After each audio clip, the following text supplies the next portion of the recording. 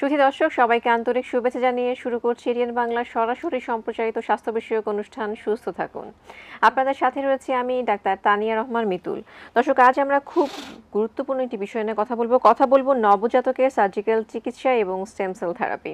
আমাদের সাথে আজ এদেশের একজন স্বনামধন্য অধ্যাপক উপস্থিত রয়েছেন। আমাদের সাথে রয়েছেন অধ্যাপক ডাক্তার এস.এম. খালিদ মাহমুদ, অধ্যাপক জেনারেল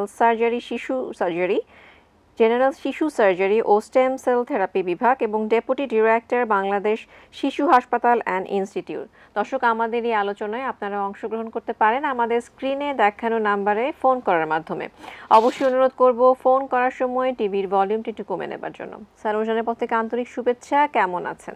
আমি ভালো আছি, আপনি ভালো আছেন? স্যার, আলহামদুলিল্লাহ ভালো আছি। এবং খুব গুরুত্বপূর্ণ একটি বিষয় নিয়ে আমরা কথা বলবো, যে শিশুদের সার্জিক্যাল সমস্যা, তার সমাধান, স্টেম সেল থেরাপি নিয়ে আমরা কথা বলবো। স্যার, প্রথমে আপনার কাছে যে বিষয়টি নিয়ে জানতে চাইবো, যে একজন নবজাতক যখন জন্মগ্রহণ করে, মা কি করে বুঝবেন কিংবা আমরা কি করে বুঝবো যে তার সার্জিক্যাল সমস্যা রয়েছে? এটা খুবই গুরুত্বপূর্ণ একটা প্রশ্ন, এবং আসলে বেসিক্যালি আমি যেগুলি বলবো সেগুলি মা এবং বাবার জন্যই বলবো, এবং প্যারেন্টদের জন্য, যারা যারা আত্মীয় স্বজন আছে সবার জন্য, দেশবাসীর জন্য।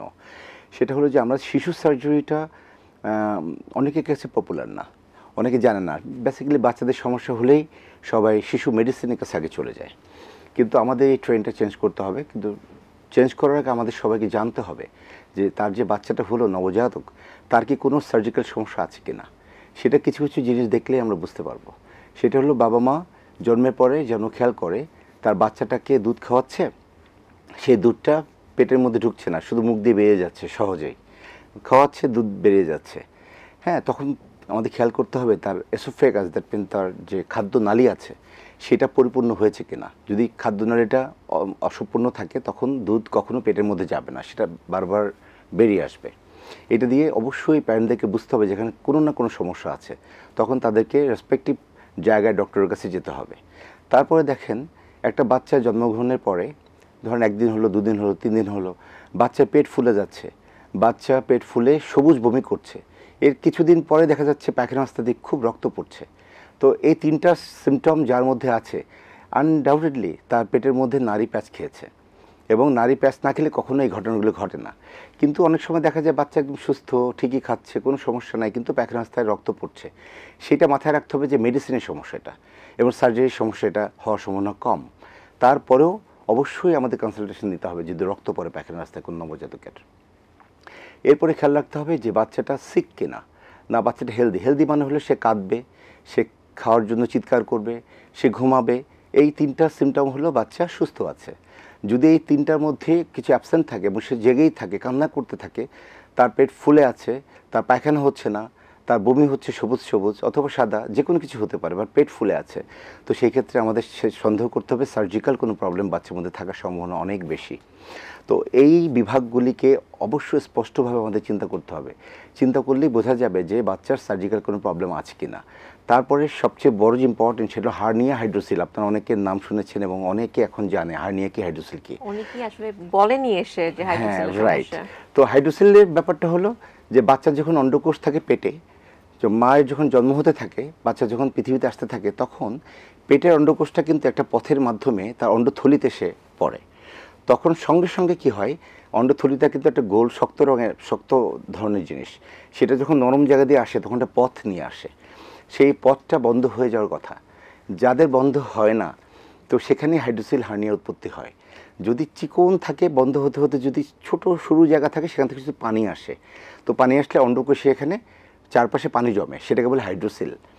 আর যদি কোনোভাবে বড় থাকে, কোনোভাবেই যদি ছোট না হয়, তো সেখান থেকে নাড়ি ভুঁড়ি চলে আসবে, এবং সেটা একবার ফুলে উঠবে, আবার চাপ দিলে ভেতরে চলে যাবে। তখন সন্দেহ করতে হবে যেটা হার্নিয়া।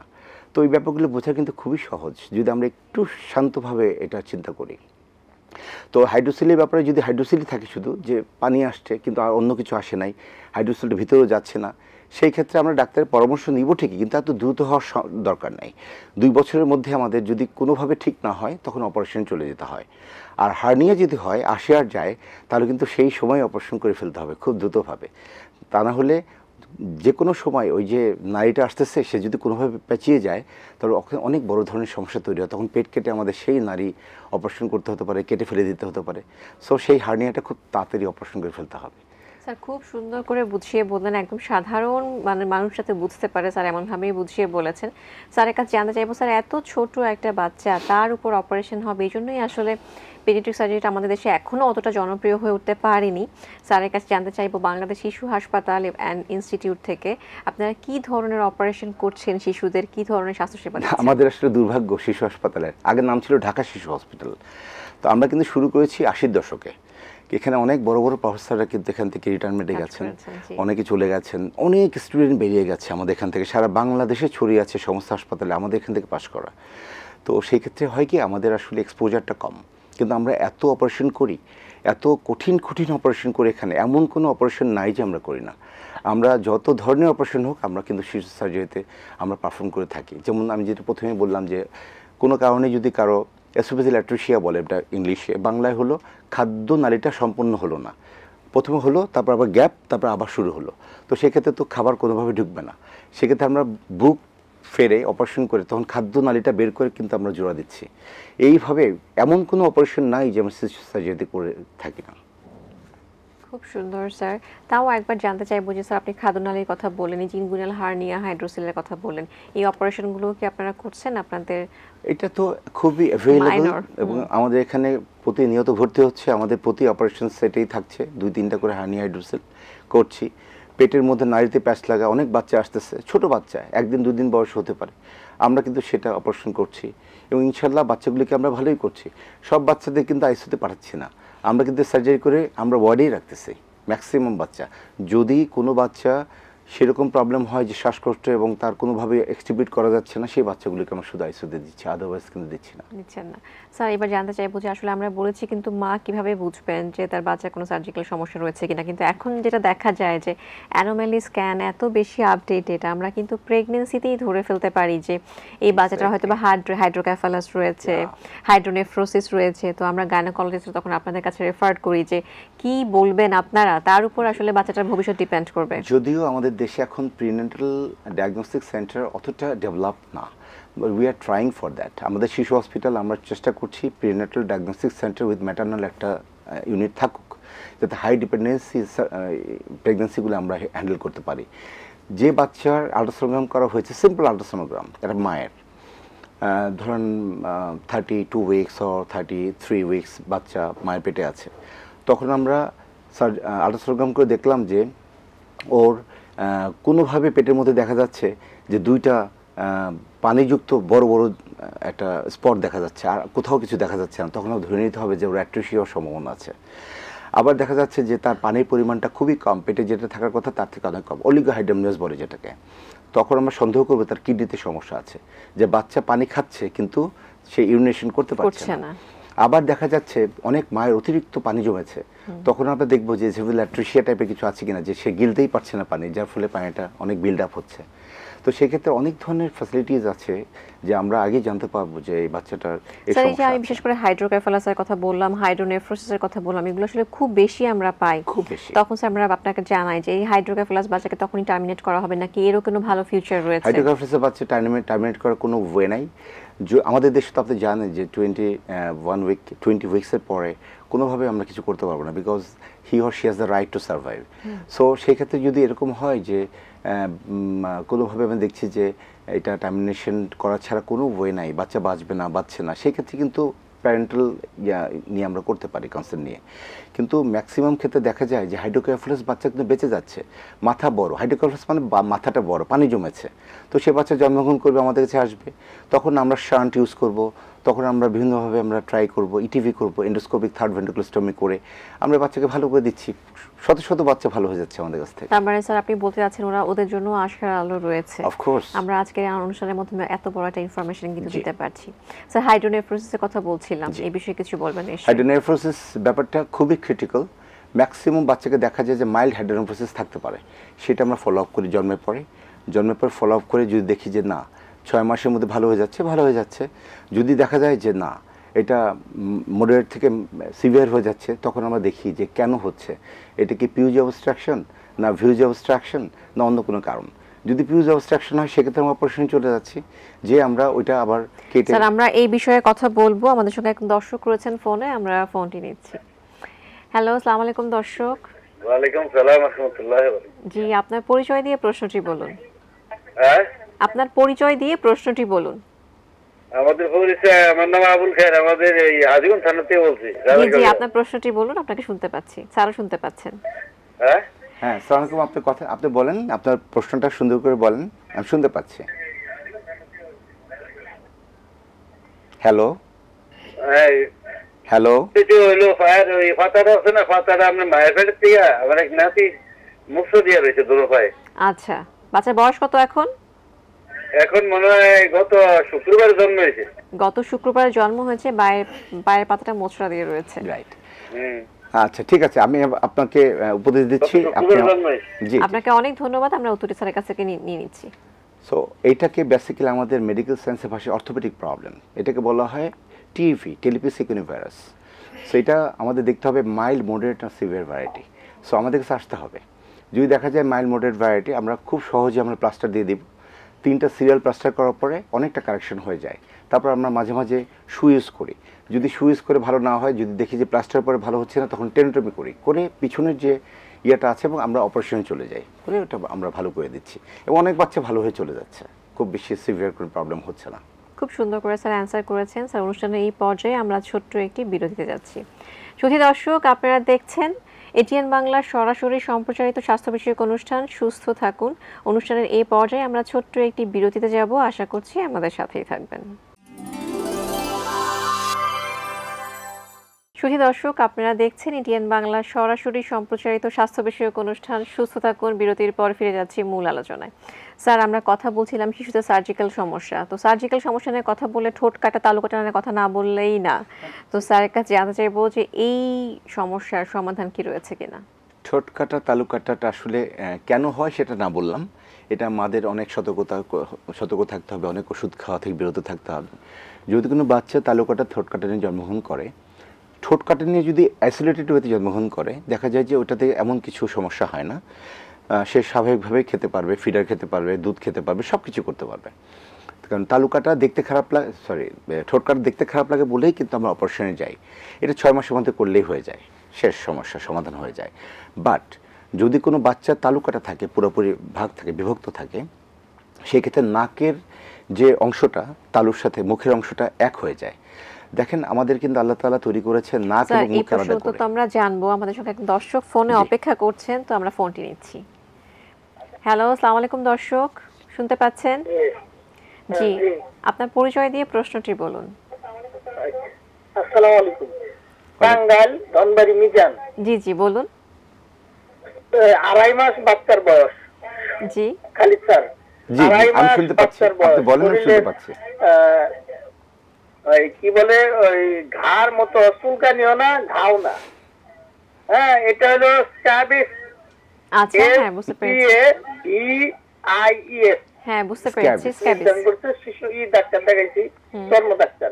জি, এটা তো ভালো হচ্ছে না স্যার। আর গ্রামে অনেক অনেক শিশুদের এই সমস্যা গ্রামে বলে যে বাতাস বাতাস এরকম না। প্রায় মানুষের ফ্যামিলির প্রায় একজন হলে সবারই হচ্ছে। জি, আপনাকে অনেক ধন্যবাদ। এটি একটি গুরুত্বপূর্ণ প্রশ্ন, যদিও এটা সার্জিক্যাল সমস্যা না, আমি তারপরে বলতে স্যারের পারবো। কাছ থেকে অ্যান্সার নিয়ে নিচ্ছি। জি, তো স্ক্যাবিস বেসিক্যালি একটা স্কিন ডিজিজ এবং এখানে স্যাক্রোপ্টেস স্ক্যাবিস একটা ছোট্ট জীবাণু আছে, মানে দেখা যায় এটা মাইক্রোস্কোপিক না, চোখেও দেখা যায়। এটা এটা বারো করে হলো চামড়ার নিচে। তো এটা আসে আসলে নেচার থেকে, যদি একটু পরিষ্কার পরিচ্ছন্ন হতে হবে। আর সবচেয়ে বড় প্রবলেম, আমরা স্ক্যাবিওল এই জাতীয় অনেক ধরনের টেটমোসল এই টাইপের অনেক ওষুধ দিয়ে থাকি, কিন্তু আমরা প্রপার ওয়েতে দিতে পারি না।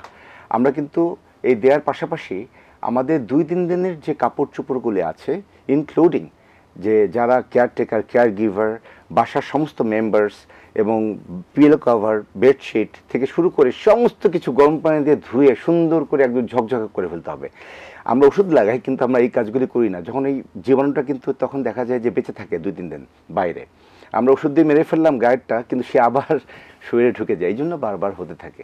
এটা আমাদের খেয়াল রাখতে হবে, বাড়ির সবাইকে এই ওষুধ ইউজ করতে হবে। আর আমি যেভাবে ধৌত করতে বললাম কাপড় চোপড়, সেভাবে ধুতে হবে। এরপরেও যদি ভালো না হয়, অবশ্যই শিশু হাসপাতালে আমাদের অনেক ভালো স্কিন স্পেশালিস্ট আছে, আপনি চলে আসবেন, আমি দেখিয়ে দিব। স্যারকে অনেক ধন্যবাদ। স্যার, আমরা কথা বলছিলাম ঠোঁট কাটা, তালু কাটা নিয়ে। জি, ঠোঁট কাটা, আমি যে ঠোঁটের ব্যাপারটা বলে দিয়েছি অলরেডি। তালুর ব্যাপারে যেটা, সেটা অবশ্যই আমাদেরকে সতর্ক থাকতে হবে, কারণ তালুর ব্যাপারটা এত বেশি মানে প্রবলেম। সেটা হলো যদি মুখে আপনার নর্মাল ওয়েতে কেউ ব্রেস্ট ফিড করায়, নর্মাল ওয়েতে কেউ ফিডার খাওয়ায়, কেউ চামচ দিয়ে খাওয়ায়, তখন এটা চলে যাবে হলো নাকের মাধ্যমে বুকের ভিতরে। তখন নাক দিয়ে বুকে গেলে যেটা হয়, চকিং হবে, নিউমোনিয়া হবে, ইভেন দেন একটা বাচ্চা মারাও যেতে পারে। তো সেক্ষেত্রে আমাদের খুব কেয়ারফুল থাকতে হবে, কোনোভাবে যদি মুখমণ্ডলের মধ্যে কেউ খাবারটা না নাড়ে বাচ্চা। তো সেক্ষেত্রে একটা স্পেশাল স্পুন পাওয়া যায়, সেই স্পুনটাকে উল্টা করে ধরলে জাস্ট স্পুনটা দেখতে এরকম, এদিকে ধরেন দুধটা থাকবে, এদিক থেকে দুধটা পড়বে, আমরা উল্টায় দিব, কারণ এইটা তালুকে মানে নাকের যে সাইডটাকে স্টপ করে দিবে, তখন দুধটা বাচ্চা অটোমেটিক্যালি খেয়ে ফেলবে, এটা মুখের মধ্যে তারা নাড়াচাড়া করবে না। এইটা আপাতত 9 মাস পর্যন্ত আমাদের কন্টিনিউ করতেই হবে, কারণ আমাদের এই অপারেশনটা কিন্তু 9 মাস আগে করা যাবে না। After 9 months we can start this operation, তালু কাটা। ঠোঁট কাটাটা 6 মাসের মধ্যে করে ফেলতে পারবো। স্যার খুব সুন্দর জানলাম, কিন্তু আমরা যেটা জানি যে ঠোঁটকাটা তালুকাটা আসলে 85% প্রিভেনশন সম্ভব ফলিক অ্যাসিডের মাধ্যমে। জি, ফলিক অ্যাসিড যদি মা গ্রহণ ফলিক করে, অ্যাসিডের মাধ্যমে সম্ভব না, এটা হলো স্পাইনাপ বাইফিডার কথা বলছেন। স্যার যদি ফলিক অ্যাসিড খায় তাহলে তো তাহলে এটা ইনসিডেন্সটা কমে আসে, হবে, কিন্তু অনেক খেয়াল কমে রাখতে আসবে। হবে যে স্টেরয়েড যেন না খায়, কোন স্টেরয়েড খাওয়া যাবে না। স্টেরয়েড স্টেরয়েড তো স্যার খেলে খাবে না, প্লাস ফলিক অ্যাসিডটা আমরা প্রথম 3 মাস আমরা জি। প্রেসক্রাইব করে থাকি Sorry. খাওয়ার জন্য। হ্যাঁ, ফলিক অ্যাসিডটা অবশ্যই আমাদের বাচ্চাদের মাদের খেতে হবে, কারণ এটা অনেক কিছু প্রিভেন্ট করে, খেতে হবে। স্যারকে অনেক ধন্যবাদ। স্যার আমরা এবার জানতে চাইবো যে স্টেম সেল থেরাপি নিয়ে আপনি কাজ করছেন, বাংলাদেশে প্রথম আপনি স্টেম সেল নিয়ে এসেছেন, তো এটা নিয়ে কি কাজ করছেন, কি ধরনের প্রভাব বিস্তার করছে সেটা যদি বেসিক্যালি বলতেন। Stem cell therapy, stem cell বলতে হলে আমাদেরকে একটু স্টেম সেল সম্বন্ধে জানতে হবে। সেটা হলো হোয়াট ইজ স্টেম সেল। সেটা হলো যে আমরা জানি জাইগোট কি, সেটা হলো মা থেকে একটা আস্তে আস্তে এগ, আর পুরুষ থেকে বাবা থেকে আস্তে আস্তে একটা শুক্রাণু, এই দুইটা মিলে কিন্তু আমাদের তৈরি হচ্ছে জাইগোট। এই শুরু হলো আমাদের হিউম্যান বডির প্রথম ধাপ। তখন ক্লিভেজ হবে, একটা থেকে দুইটা, দুইটা থেকে চারটা, চারটা থেকে 8টা সেল, এরকম হতে হতে হতে হতে কিন্তু আমাদের হিউম্যান বডি তৈরি হয়, আপনি জানেন। তো সেই হিউম্যান বডি পুরোটা তৈরি হয়ে গেল ঠিকই, কিন্তু আমাদের শরীরে কিন্তু সেই আদি কোষ স্টেম সেল বিভিন্ন জায়গায় থেকে যাচ্ছে। সো আমাদের আসলে বেসিক্যালি লেটেস্ট যে থেরাপিগুলি মেডিসিনে দিতে পারছে না, যেমন অটিজম, আপনারা জানেন যে অটিজমের চিকিৎসা নাই। আপনারা জানেন যে বিভিন্ন ধরনের স্পাইনাল কর্ড ইনজুরিতে চিকিৎসা হয় না, শেষ পর্যন্ত অনেক মরবিডিটি ডেভেলপ করে। আমাদের অনেক ধরনের স্ট্রোক সিনড্রোমে দেখা যায় যে ব্রেন ড্যামেজ হওয়ার সম্ভাবনা থাকে। যেমন আমাদের সার্জিক্যাল ওন্ড হিলিং হচ্ছে না, একদম কোনোভাবেই হচ্ছে না, কিন্তু আমাদের ওন্ড হিলিং করার জন্য আমাদের একটা উপাদান দরকার। আমরা স্টেম সেলটাকে বেছে নিয়েছি। সেটা কি? স্টেম সেল খুব সহজেই ওই এরিয়াতে যদি আমরা দিতে পারি, আপনার থেকে কালেকশন করব এবং আপনার শরীরে আমি ইন্ট্রোডিউস করাবো। আমাদের স্পেশাল মেশিন আছে, সে টোটাল সেট আপ শিশু হাসপাতাল আছে, এবং সেটা আমরা নিজের হাতে করছি। I am the surgeon. আমি কিন্তু নিজের হাতে স্টেম সেল সেপারেট করছি, আমি বোন ম্যারো নিচ্ছি সেই পেশেন্ট থেকে, নিয়ে এই বোন ম্যারোটা দিচ্ছি মেশিনে। মেশিন দেওয়ার পর স্টেম সেল সেপারেট হয়ে যাচ্ছে, সেই স্টেম সেলটা কালেকশন করে আমরা কিন্তু জায়গায়, যে জায়গায় প্রয়োজন সেই জায়গায় স্টেম সেলটা দিয়ে দিচ্ছি। খুব তাড়াতাড়ি ওটা হিলিং হয়ে যাবে, ওটার সমাধান অনেকটা কাছাকাছি চলে আসে। তো সেটার জন্য আমার মাত্র 27 মিনিট সময় লাগে। Same surgeon, same operation theatre, এখানে কোনো সমস্যা নেই। এটা অটোলোগাস, যারটা তার যাতে কোনো রিয়াকশন না থাকে, রিজেকশনের সম্ভাবনা না থাকে। সেটা আরও অনেক কথা ছিল, আমি পরে আবার বলবো এটা নিয়ে। স্পেশাল আরও অনেক ব্যাপার রয়েছে এই বিষয়ে। স্যারের কাছে এবার জানতে চাইবো যে আমরা তো স্টেম সেল নিয়েও জানলাম, পেডিয়াট্রিক সার্জারি নিয়েও জানলাম, টোটাল বাংলাদেশের হেলথ সার্ভিস যদি আমরা উন্নয়ন করতে চাই, আমাদের কি করণীয়? এটা একটা বিগ কোশ্চেন এবং খুব সেন্সিটিভ কোশ্চেন। এবং ইভেন দেন আমার এখন যেটা হয়েছে, আমি আগে সবসময় ফিল করেছি এটা নিয়ে, কিন্তু ফিলিংটা আসলে আমাকে দিয়ে শুরু করতে চাই। সেটা হলো, আমি যে কোনোভাবে হোক ঢাকা থেকে বরিশাল যাচ্ছিলাম একদিনের জন্য। সকাল 9টার সময় আমি মেইন রোডে আক্রান্ত হলাম, এবং একটা বাসের সাথে আমার গাড়ির কলিশন হলো ডাইরেক্ট, এবং আমি ওখানে আসলে মৃতপ্রায় হয়ে গেলাম। তো ওখান থেকে আমাকে বরিশাল না হলো, বিকজ বরিশাল কাছে। তো বরিশালে আমাকে ওখানে রাখতে পারে নাই, কারণ ওখানে আমার চিকিৎসার জন্য কোনো উপাদান বরিশালে ছিল না। কী উপাদান? যে আমার হার্টটাকে ম্যানেজ করতে হবে, আমার মাথাটাকে ম্যানেজ করতে হবে, আমার প্লাস্টিক সার্জারি লাগবে, আমার ইন্টারনাল অর্গান নিয়ে আমার কাজ লাগতে পারে, সেটা লাগবে, আমার ব্রিফ ফ্র্যাকচার হয়েছে, সব ফ্র্যাকচার হয়েছে। তো সেই ক্ষেত্রে ওরা সাহস পেল না, অথবা এরকম কোনো এক্সপার্টাইজ তখন ছিল না। তো আমাদের সবচেয়ে বড় কথা হলো যে আমাকে কেন ঢাকা আসতে হলো। এটা কিন্তু আমার যখন জ্ঞান ফিরেছে, তখন কিন্তু প্রথম প্রশ্ন এটা ছিল যে আমি বরিশালে না ঢাকায়। যখন বললো তুমি ঢাকায় এভার কেয়ারে, আমি কেন এভার কেয়ার? এভার কেয়ার তো আমার যাওয়ার কথা না, কারণ আমার তো সেই রকম অর্থ নাই যে আমি এভার কেয়ারে আমি সেটা দিতে পারবো। আপনারা হয়তো অবাক হবেন, বিং এস প্রফেসর আমার কেন টাকা নিয়ে আমি চিন্তা করছি, কারণ আমি প্রাইভেট প্র্যাকটিস খুব কম করি। আমি শিশু হাসপাতালে যতটুকু বেতন পাই এবং প্রাইভেট প্র্যাকটিস টুকটাক করে করে আমি নিজেকে, আমার সন্তানদেরকে, আমার ওয়াইফ সব কিছু আমি বাঁচিয়ে রেখেছি। তো যাই হোক, এরকম প্রত্যেকটা এভার কেয়ার কেন প্রত্যেকটা বিভাগীয় শহরে নাই? কারণ ইন্ডিয়া করেছে এভার কেয়ার বাংলাদেশে, কিন্তু আমাদের গভর্নমেন্ট চাইলেই কিন্তু এটা সম্ভব। এই জন্য দরকার হলো নির্ভীক এবং একজন এমন শাসক। আমরা কিন্তু মানুষ পারবো না, আমরা কেউ পারবো না, কারণ আমাদের কথা কেউ শুনবে না, শুনে নাই, বছরের পর বছর কেউ শুনে নাই। আমাদের হতে হবে এমন একজন রাষ্ট্রনায়ক যে হবে নির্ভীক, দুঃসাহসী এবং সৎ, যাতে সে মানুষদেরকে নিয়ে চিন্তা করবে।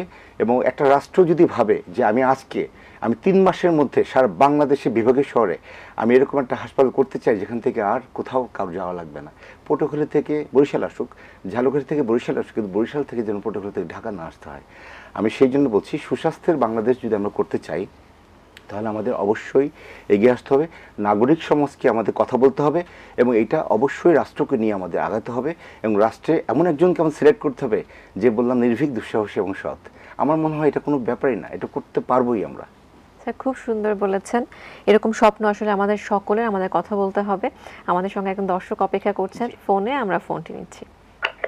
আসসালামু আলাইকুম দর্শক, শুনতে পাচ্ছেন? দর্শক আপনাকে আমরা শুনতে পাচ্ছি। জি, হ্যালো, আসসালামু আলাইকুম। ওয়ালাইকুম আসসালাম। জি, আপনার পরিচয় দিয়ে প্রশ্নটি এই যে বলুন। আমার ছেলে এসে জি বলুন, আমরা শুনতে পাচ্ছি। আপনার কথা শুনতে পাচ্ছি, আপনি বলেন মা, আপনি বলেন। 6 বছর বয়স, বুঝছেন? জি, 6 বছর পর তেলে ও কোনো খাবার টাবার খায় না, বুঝছেন? জি 6 বছরের বাচ্চা কোনো খাবার টাবার খায় না, আর কোনো সমস্যা রয়েছে? এটার আসলে কোনো ওর মনে করেন যে ঠান্ডা কাশিটাই বেশি হয়। আচ্ছা, ঠান্ডা কাশি বেশি হয়। স্যার আমরা আপনার কাছে উত্তর আচ্ছা, নিচ্ছি। আমি আপনার প্রশ্ন উত্তর দিচ্ছি, যদিও বা সার্জিক্যাল না, দেন আমি আই ক্যান আনসার। এটা হলো বেসিক্যালি আমরা দেখে থাকি প্রায়শই এখন গার্জিয়ানরা এত বেশি সেন্সিটিভ, তারা বাচ্চা কাচ্চা নিয়ে এত বেশি সেন্সিটিভ, এত বেশি ওষুধ খাওয়ানোর একটা টেন্ডেন্সি, এত ডাক্তারের কাছে যাওয়ার টেন্ডেন্সি, একটা কাশি দিলেই ডাক্তারের কাছে যেতে হয় না, একটু পাতলা পায়খানা হলেই ডাক্তারের কাছে যেতে হয় না, আমাদের ওয়েট করতে হবে, জ্বর হলেই ডাক্তারের কাছে যেতে হয় না। আমাদের জানতে হবে যে জ্বর হলে আমাদের শুধু প্যারাসিটামল 3-4 দিন 5 দিন খাওয়াবেন, যদি তারপর ভালো না হয় অবশ্যই ডাক্তারের কাছে যেতে হবে। তখন আমরা দেখব যে টাইফয়েড না কি হয়েছে। অবশ্যই এখন যদি জ্বর হয় অবশ্যই 1 দিন 2 দিনের মধ্যে আপনাকে একটু ডাক্তারের শরণাপন্ন হতে হবে, কারণ ডেঙ্গু হচ্ছে, ডেঙ্গুটাকে এক্সক্লুড করতে হবে। তারপর যদি এটা ঠিক আছে, ফাইন, আমরা বাসায় চিকিৎসা নিতে পারবো। আর ঠান্ডা কাশির কথা যেটা বললেন, সেটা আসলে বেসিক্যালি আপনাদের মেনটেন্যান্স কেমন হচ্ছে, আপনাদের ওয়েদার কেমন, আপনাদের বাসার এনভায়রনমেন্ট কেমন, সেটা তো আমার জানা নাই। অবশ্যই বাচ্চাকে খুব বেশি শীত, খুব বেশি গরম হঠাৎ আপ ডাউন করা যাবে না, একটা নির্দিষ্ট তাপমাত্রায় আমার মনে হয় রাখাটা খুব প্রয়োজন। এখন অনেক শীত পড়েছে, এখন খুব বাচ্চাদের রাতে ঠান্ডা লেগে যায়, আমাদের বুঝে বুঝে বাচ্চাদেরকে মেনটেন করতে হবে, দিস ভেরি ইম্পর্ট্যান্ট। আর আরেকটা কথা কি বললেন, খাচ্ছে না, তো এটা কিন্তু আমাদের দোষেই হচ্ছে অনেকটা। আমি জানি না বাচ্চার কোনো সমস্যা আছে কিনা, অবশ্যই আপনি আমার কাছে আসবেন, আমাদের হাসপাতালে আসবেন, আমি পুরোটা দেখব। বাট আমার কাছে আপাত দৃষ্টিতে মনে হচ্ছে যে আপনি জোর করে খাওয়াতে খাওয়াতে বাচ্চাকে খাওয়ার যে একটা চাহিদা, সেটা থেকে দূরে সরিয়ে দিয়েছেন বলে বাচ্চা নাও খেতে পারে। তো সেটা দিকে আমাদের খেয়াল রাখতে হবে যে আমাদের জোর করা যাবে না, বাচ্চার যে চাহিদা সে অনুযায়ী খেতে হবে। খুব সুন্দর বলেছেন স্যার। আমাদের সঙ্গে এখন দর্শক রয়েছেন, আমরা ফোনটি নিচ্ছি। হ্যালো, আসসালামু আলাইকুম দর্শক। হ্যালো, আসসালামু আলাইকুম। জি, ওয়ালাইকুম সালাম। আপনি পরিচয় দিয়ে প্রশ্নটি বলুন। জি, আমি হচ্ছে আমার বেবি 4 বছর বয়স। জি, ও হচ্ছে এখনো হাঁটতেও শিখেনি, আর কথা বলতে পারে না, বসতেও শিখেনি। আচ্ছা, 4 বছর বয়স। আপনাকে অনেক ওর ধন্যবাদ। Down syndrome. Down syndrome. Sir আপনার কোনো প্রশ্ন রয়েছে? জি, হ্যাঁ মা, আমি আপনাকে অ্যান্সার দিচ্ছি। সেটা হলো ডাউন সিনড্রোম ছাড়া কি অন্য কিছু আছে? বাচ্চাকে জন্মের পরে কেঁদেছিল? স্যার লাইনটি কেটে গিয়েছে। আচ্ছা, সেটা আমি আনসার করছি। ডাউন সিনড্রোমের বাচ্চার অলওয়েজ ডাউন সিনড্রোম মিন একটা জেনেটিক প্রবলেম, এটা হলো ক্রোমোজোমাল 21 প্রবলেম। তো দেখা যায় ডাউন সিনড্রোমের বাচ্চারা কিন্তু আসলে বেসিক্যালি পড়াশোনা করতে পারে না, ওরা ওদের স্বাভাবিক জীবনযাপন করতে পারে না, ওদের লাইফের কোয়ালিটিটা বোঝে না, ওরা যে কোনো সময় হারিয়ে যেতে পারে, ওরা যে কোনো সময় বিপদগ্রস্ত হতে পারে। বাচ্চা দেখতে অনেক সুন্দর লাগে, বাচ্চা দেখতে মনে হয় যে একটু ভিন্ন ক্যাটাগরি, ফর্সা হয়, সুন্দর হয় চেহারা, কিন্তু দেখা যায় যে বাচ্চা জুতা পরবে, সাজবে, শার্ট পরবে, কিন্তু সে স্বাভাবিক পড়াশোনা, স্বাভাবিক স্কুল সে মেনটেন করতে পারে না। সেই জন্য ডাউন সিনড্রোম যদি ডায়াগনোসিস হয়ে থাকে আর্লি, তাহলে অবশ্যই অবশ্যই ডাউন সিনড্রোমের স্পেশালিস্ট যে এরিয়াগুলো আছে, যেমন আমাদের হাসপাতালে ডাউন সিনড্রোম মেনটেন করি আমরা, আমাদের এখানে সিডিসি চাইল্ড ডেভেলপমেন্ট সেন্টার আছে। তো অবশ্যই আমি বলবো এখানে অবশ্যই প্রাইভেট সেটআপে আপনি যাওয়ার জন্য নিষেধ করবো, আপনি অবশ্যই আমাদের কাছে আসবেন, আমি আপনাদের যেটা প্রয়োজন বাচ্চার সেই ব্যবস্থা আমি করে দেওয়ার চেষ্টা করব। খুব সুন্দর বলেছেন স্যার। আমাদের কথা ছিল যে শেষ মুহূর্তেও আমরা স্টেম সেল থেরাপি নিয়ে কথা বলবো, তো কি রয়েছে বিষয় আমাদের জন্য সেটি জানবো। স্টেম সেলের বিষয় হলো এমন যে স্টেম সেল এমনভাবে রিসার্চেবল আমাদের সারা পৃথিবী, আমি আসলে স্টেম সেল যে রিসার্চ করছি এটা কিন্তু পৃথিবীর অনেক দেশ, প্রায় 85 কান্ট্রিজ স্টেম সেলের সাথে আমরা কিন্তু একসাথে হোয়াটসঅ্যাপ গ্রুপে আছি এবং সবার ডেভেলপমেন্ট আমরা দেখতে পাচ্ছি এবং ইন্টারন্যাশনাল কনফারেন্স হচ্ছে। আপনি জানেন যে সাউথ কোরিয়াতে অনেক এগিয়ে গেছে স্টেম সেলে, ইরান এগিয়ে গেছে এবং ইভেন দেন অনেক দেশ, ইন্ডিয়া এগিয়ে গেছে, সিঙ্গাপুর এগিয়ে গেছে, থাইল্যান্ড এগিয়ে গেছে। সো এখানে অনেক ধরনের কাজ হচ্ছে যেটা আমাদের দেশে এখন পর্যন্ত শুরু হয়নি। সো তারপর আমাদের আশা আছে যে আমরা খুব তাড়াতাড়ি কালচার করব, যেমন স্টেম সেল আমরা অল্প কালেক্ট করে ওইটা খুব তাড়াতাড়ি আমরা একটা ল্যাবের মধ্যে দিয়ে ওটাকে আমরা কালচার করে 1 লাখ থেকে আমরা 1 কোটি স্টেম সেল তৈরি করবো। Then we can export stem cell from Bangladesh to other country. খুব ভালো আইডিয়া। এবং স্যার স্টেম সেল নিয়ে আরো কোনো স্বপ্ন দেখেন কিনা? আমার স্বপ্ন একটাই, সেটা হলো যে স্টেম সেল নিয়ে আমার যেটা কাজ, সেটা আমি বিং এ সার্জন, স্টেম সেলটা কিন্তু নিউরোলজি, হেমাটো-অনকোলজি এই সাবজেক্টে খুব বেশি ম্যাচ করে। তো আমি কিন্তু সার্জারিতেও ইউজ করছি, নন হিলিং আলসার, বিভিন্ন ডিফেক্টিভ ওন্ড, এগুলোতে আমরা ইউজ করছি, মেনিগোমায়োসিল, ইভেন হাইড্রোক্যাফালাস, সব কিছুতে আমরা স্টেম সেল ইউজ করছি।